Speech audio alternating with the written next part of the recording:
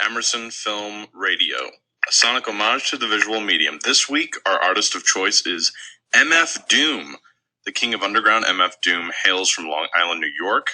Daniel Dumile, the man behind the mask, began his rap career at a young age of 17, forming the rap group KMD with other young MCs DJ Subrock and Rodan. The group gained minor recognition with their hit Peach Fuzz, yet it was not enough to keep them together as they disbanded in 1993. MF Doom donned his iconic mask for the first time in 1999, coinciding with his solo debut, Operation Doomsday. His mask, similar to the one worn by Marvel villain Dr. Doom, has become the symbol of MF Doom and his unique rapping style.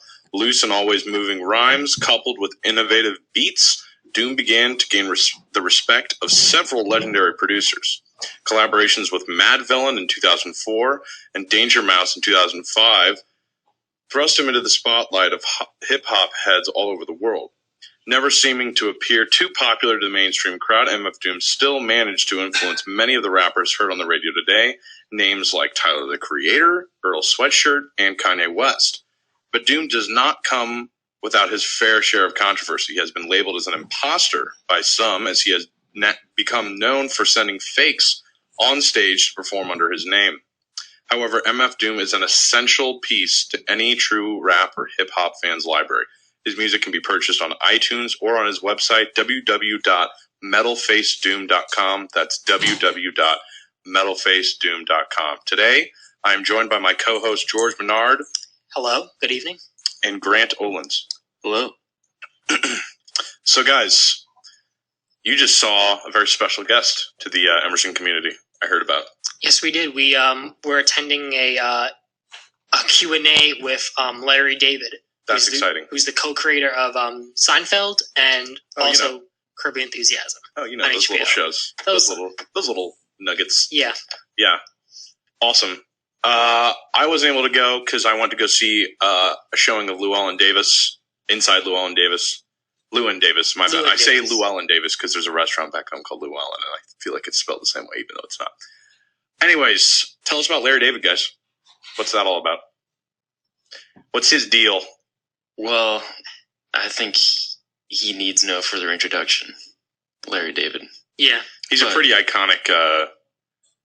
people who are fans of him are really big fans of him. There's no real middle ground when it comes to Larry David, I don't think. Yeah, and he's pretty similar to how you might expect him to be in real life. Unless he's kind of putting on an act, which I don't think he was. I think he writes characters too well to be putting on an act. I think that'd be impossible. What do you know what I mean? No. Like, he's just writing what he knows, and it's just so good that it has to have some real-life reference, and I think that's him. Mm-hmm. I think he is that. Definitely. Yeah, he was talking about how the only difference between him and his Curb Your Enthusiasm persona. Curb Your Enthusiasm character is that the Curb Your Enthusiasm character tends to say the things that he thinks in real life instead of actually saying in real life. So he tends to be a little bit more polite and, I guess, respectful in real life. Yeah. Because his character has no filter. Yeah, exactly. Yeah, that's really cool. I wish I could go, but it's okay. I saw a movie instead. But yeah, tell us about Inside Llewyn Davis. Well, this film is by the Coen brothers, Joel and Ethan Coen, written and directed, starring. Let me get his name right. Oscar Isaac, correct, and Carey Mulligan, who's from like Great Gatsby and others. Drive. They're both in Drive, actually. Oscar Isaac plays that's right. her husband You're right. in Drive. You're absolutely right. Fantastic performances by both of them, both in Drive and in this movie. When I first got there, it was a screening at Emerson, so they said out loud, they go, "It's a 35 millimeter print," brr, brr, brr, and all the like hipsters in the crowd there was almost an applause. There was an applause. People started applauding. For the fact that it was 35 mil? Yeah, because the film was actually shot on film. And were they showing a real 35 millimeter print? Yeah, I mean, you could tell. That's awesome. Yeah, really cool. It wasn't like, it was really cool just to like, remember what that was like. Cause I literally today, I watched for the first time Side by Side. and then I got to see a did? film in film. Really? So it was like this crazy surreal thing where I was like throughout the day I was thinking of film and digital, their comparison. And I went to go see this film, and it was in film, so I got to watch it. And by 20 minutes in, you just completely forgot. It doesn't matter. It really, especially for a new film like that. Well, I was talking to Jared, my roommate, and he was like, "Yeah, new films typically because they show them in 35 at theaters all the time, and it's just like no, they don't. 35, really? Yeah, well, film, not just 35 millimeter. I don't know the measurement, but they show film. Not in like AMC's or anything like that, but there are still new indie films that come out that are shown in art house theaters in that format. But I remember I saw The Master in 70 millimeter print. That's awesome, and that was amazing. Did it make a difference, like to you? Yeah, it did. You don't. I mean, you're not supposed to be aware of it the whole time. Mm-hmm. Like it's subconscious. Those sorts of things, they're supposed to be. I definitely saw that the cross dissolves between the two shots just happened so much more seamlessly. Really? It just looked so much pure because it was pure. It was just frames overlaid onto each other, right? Instead of like a computerized pixelated thing. Yeah, but that's really, even then, it's not even that big of a deal. The most noticeable thing was that there was obviously crackles, and scratches on the film. That's cool. I kind of like. It's that. cool. Yeah. Although the film is so beautifully color corrected and balanced that it just looks so sanitized, and then you see it in film and it just looks like you're watching a YouTube video in low resolution or something like that. Really? Yeah. And then the edges were kind of frayed. They were, if you've ever projected. Right. Now you said it was frayed. They kind of fall off. Yeah, they would kind of fall off, which I thought was fine, but you completely forget about it throughout. Now you said that you watched the documentary side by side before you saw the film. Yeah, which is crazy. Did that change your opinion anyway? That kind of made you think differently about the whole digital versus film, the whole discussion, or did it just kind of validate an opinion you already had? Well, have you guys seen Side by Side? Yes. Yeah. Have you? Okay. That movie does a really good job of presenting problems and pros and cons. It does a fantastic job of doing that.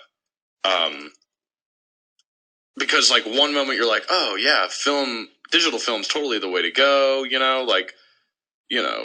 It's way easier. What the guy makes on a computer that he intends it to be isn't changed when it's projected in a theater. And then the next moment it's like, well, some of the magic is gone. The editing is different, the camera, archiving it isn't as easy.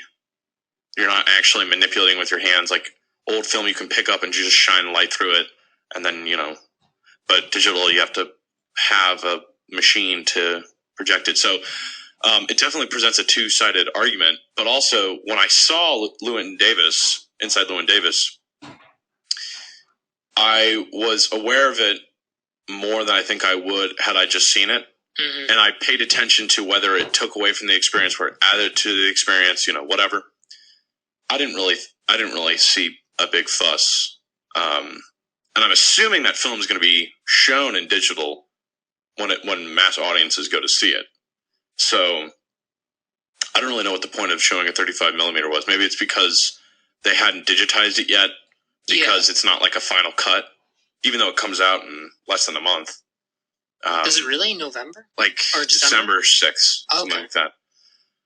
I don't know. I don't really know. I'd have to really kind of gnaw that over, because I literally just saw it before coming to this broadcast. Right. So I still got to think about the film. It was really it was definitely one of their most slow-paced films. It was kind of like Burn After Reading. Okay. Where it takes this more realistic look at things. It's less goofy. This isn't Raising Arizona or The Big Lebowski. It's funny. There's funny things about it, and there's satirical things about it. But it's definitely a more real drama. And it's a lot like Burn After Reading, where it takes all these dorky folk singers that came out in the early 60s when folk was starting to become pseudo pop almost, or when it was just trying to be popular, and showing how dorky the really popular ones were and how nerdy they were. Just like how Burn After Reading shows how dorky some of these people who have seen they've read a James Patterson novel and now they think everything's a big conspiracy or something, or Right. just like everything's a thriller and they have no concept of like how the tapping into government some kind of like niche audience, though. Yeah. Just kind of And, like satirizing and parodying. Right. And what I thought was funny is that I'm not a connoisseur of folk music at all, but they got across like some music that the dorky people were playing. I didn't find anything wrong with it, Right. but they did a great job of setting it up in a way where the person was acting weird, or they were dressed weirdly, or they just shot it in a humorous way to get the point across. Because honestly, it's from a very snobby perspective. Right. It's basically looking down on a lot of popular music, or at least styles of popular music, and the way they shot it really gets the message across. Do you know, is the cinematographer still Roger Deakins, or is it a different No, it's person as DP? Man, my roommate mentioned this to me. Bruno something or other. Okay. I think he did Skyfall. Well, No, that's Roger Deakins. Roger Deakins was doing Skyfall. Maybe. It was Bruno. I don't know. We can look it up. Okay. But it's a different cinematographer, which is Right. a big deal to a certain crowd. Yeah, they shot. Yeah. He's used to shooting all the Coen Brothers movies for a while now. And it does have a different look than Coen Brothers Mm-hmm. films. I could definitely pick up on that, I think. It's not quite as there's not quite as many still shots. Okay. It's shot in a little bit more of a traditional sense, or more modern sense. It's not quite as I would say maybe visionary, but there's still plenty of those like long shots with people popping up in the background, type things where it's like, you can barely see someone's silhouette. Right. That type of thing. Yeah. There's still plenty of those, and I'm sure that was part of I'm sure the Coen brothers kind of directed that, not necessarily the cinematographer's job there. It is, but I think the Coen brothers had an influence on that. Oscar Isaac was good in it. Carey Mulligan was good in it. John Goodman plays this like wealthy, pompous guy who's in a car going to Chicago that Llewyn Davis gets in because he has this meeting in Chicago and he wants to hitch a ride, and he's just a jerk. And there's a lot of like shocking moments. There's a lot of funny moments, some heartfelt moments, depressing moments. It's a drama. It's a real drama. And there's two actors in this film who are in Girls, the HBO series Girls. One is Adam Driver, who plays Adam in Girls. He's in it. Okay. He's just like a background singer. I think his name's like Al Copley or something like that. Anyways. Right. And then Alex Karpovsky, who plays Ray, Shoshana's boyfriend in Girls. He's in it as well. And it's really funny because it takes place in Greenwich Village, which I think that's where Girls takes place in as well. Or is it Brooklyn? I don't remember. Brooklyn? In Girls. I don't remember. Oh, really? I thought it was supposed to be like, I don't know. I thought it was supposed to be in like some kind of super nice area. It takes place in a lot of different... I guess so. It does. In different places, yeah.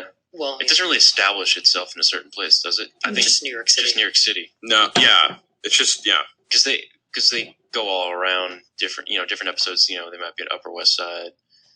Others, they're in Brooklyn. Yeah. So I have no idea what's up in New York. I'm from the Midwest. Geography. Yeah. Yeah. But, it was really good. I really liked it. Great. It's slow, and it's long. It's like 2 hours long. Okay. But it's full of great music, great acting. It's genuinely funny. I'm going to go see it anyways just because it has the Coen Brothers name on it. Oh, for sure. So No. Don't let anything I say ward you off from it. But how about you guys? What have you guys been watching this week? I've been really busy this week. I haven't really got a chance to watch a lot of movies. Sure.